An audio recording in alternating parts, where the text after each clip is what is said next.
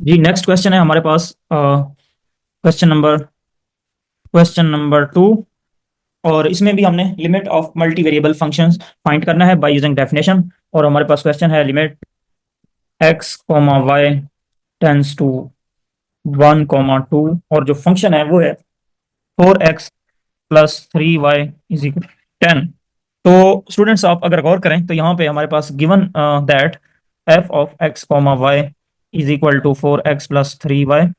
और यहाँ पे जो l की वैल्यू है वो है 10। और अगर आप गौर करें तो जहाँ ये हमारी a होती है, ये b होता है, तो a की वैल्यू हमारे पास है 1 और b की वैल्यू हमारे पास है 2। तो ये सारी वैल्यूज़ जब हम पुट करेंगे हमारी डेफिनेशन वाले फार्मूले के अंदर, और डेफिनेशन का जो फार्मूला था वो ये था, मैं यहाँ पे लिख देता हूँ।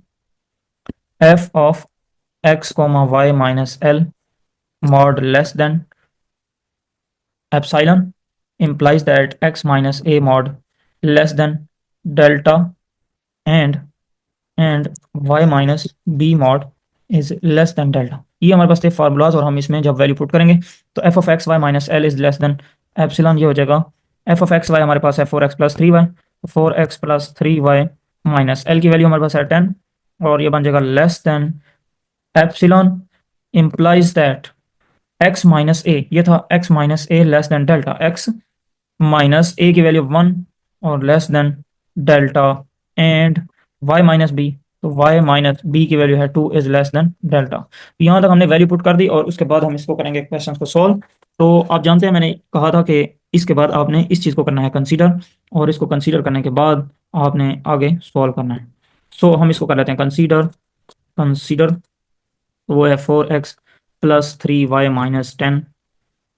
तो स्टूडेंट्स आपने इन दोनों को यूज़ करना है इसके अंदर। इस तरह आपने सोचना है कि यहाँ पे जो वैल्यूज़ है, ये वाला फंक्शन अंदर, फंक्शन और लिमिटिंग का जो डिफरेंस है, इसको आपने इस तरह बनाना है ताकि हम ये वाली वैल्यू यहाँ यूज़ कर सकें। तो स्टूडेंट्स आप गौर करें, यहाँ पे है 4x + 3y और हमें बनाना है x-1 और y-2।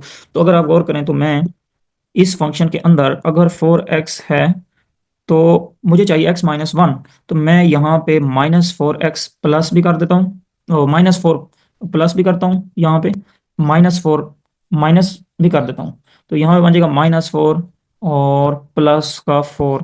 देखें कोई फर्क नहीं पड़ेगा, ये -4 और +4 दोबारा कैंसिल हो जाएंगे।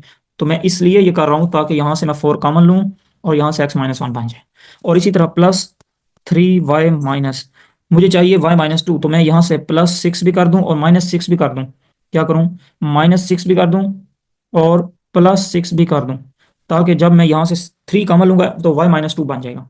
और इसी तरह लास्ट में -10 वैसे का वैसे आ जाएगा। तो हमने कुछ भी नहीं किया, हमने इसमें ये चीज़ एक्स्ट्रा की है जो कि हम दोबारा अगर सॉल्व करें तो वही आ जाएगा फंक्शन दोबारा। तो इसलिए हमने ये किया है ताकि ये वैल्यूज हम यूज़ करें। तो इसको मजीद सॉल्व करेंगे तो ये बन जाएगा 4x-4 + 4 +3y - 6 + 6 - 10। ये था हमारा ये वाला फंक्शन। और इसको मज़ीद सॉल्व करेंगे तो यहाँ से हम लें कॉमन 4 और बन जाएगा x-1 +4 वैसे का वैसे, +3 कॉमन ले लें यहाँ से तो y-2 और +6 वैसे का वैसे -10, और ये बन जाएगा मॉड। तो स्टूडेंट्स अगर हम इसको मज़ीद सॉल्व करें तो यहाँ से हमारे पास जो है मॉड ऑफ 4 × x-1 +3 × y-2। और ये देखें 4 और ये 6 10 हो गया, और ये -10 0 हो गया। तो इसका मतलब ये वैल्यू यहाँ पे आगे कुछ नहीं बचेगा, और ये चीज़ लेस और इक्वल होगी। दोबारा हम वही प्रॉपर्टी लगाएंगे जब यहाँ अलग अलग मॉड लेंगे, तो 4 × x-1 मॉड और +3y-2 और ये मॉड। देखें हमने अलग अलग मॉड भी कर दिया, डायरेक्ट मॉड की प्रॉपर्टी यूज़ की है। तो स्टूडेंट यहाँ तक आपको समझ आ गया होगा। अब हम नेक्स्ट जो है वो क्या करेंगे, तो नेक्स्ट हम क्या करेंगे, हमने वैल्यू पुट करनी है x-1 और y-2 की। तो स्टूडेंट्स वैल्यू पुट करेंगे, हमारे पास वहाँ से जो डेल्टा की वैल्यू है वो आ जाएगी। तो कैसे हम वैल्यू पुट करेंगे, अब हम वैल्यू पुट करते हैं। देखें हम लिख सकते हैं इसको 4 mod of 4 × x-1 +3 × y-2 mod less or equal to, इसको इस तरह लिख सकते हैं, 4 बाहर ले लें, x-1 का मॉड +3 बाहर ले लें और y-2 का मॉड।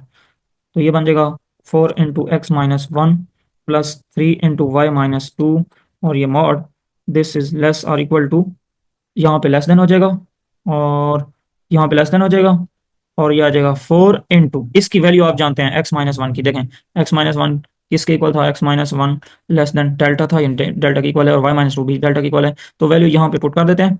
इसकी है डेल्टा प्लस 3 इसकी भी है डेल्टा। तो ये बन जाएगा हमारे पास ये बन जाएगा हमारे पास ये बन जाएगा 4 × x-1 प्लस 3 × y-2 मॉड और ये बन जाएगा less then 4 lambda plus 3 lambda 7 lambda. और इसकी वैल्यू आप जानते हैं, ये हमारे पास सारी जो वैल्यू है ये एप्सिलॉन की इक्वल है, is equal to the 7 lambda.